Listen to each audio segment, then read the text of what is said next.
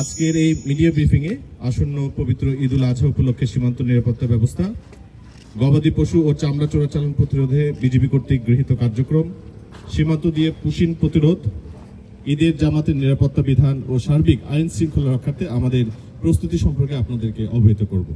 আসন্ন ঈদ উল আজহাকে কেন্দ্র করে গরু চোরাচালান ও চামড়া পাচার প্রতিরোধে সরাইল রিজিয়নের আওতাধীন শ্রীমঙ্গল সেক্টরের অধীনস্থ হবিগঞ্জ ব্যাটালিয়ন 55 বিজিবি কর্তৃক সীমান্ত এলাকায় সর্বোচ্চ সতর্কতা ব্যবস্থা গ্রহণ করা হয়েছে। শুধুমাত্র হবিগঞ্জ জেলাতেই ৭,২০০টির বেশি ছোট বড় পারিবারিক খামার রয়েছে, যেখানে পশুর চাহিদা প্রায় ৭০,০০০, সেখানে মজুদ রয়েছে ৭৫,০০০-এরও অধিক পশু। সুতরাং গরু চোরাচালানের কোনো যৌক্তিকতা নেই এবং এটি দেশের অর্থনীতির জন্য ক্ষতিকর। ঈদের পর কোরবানির চামড়া যাতে সীমান্ত দিয়ে পাচার না হয় সেজন্য ৫৫ বিজিবি সর্বোচ্চ সতর্ক ব্যবস্থা গ্রহণ করেছে। বিজিবি সবসময় দেশের সার্বভৌমত্ব রক্ষায় দৃঢ়প্রতিজ্ঞ।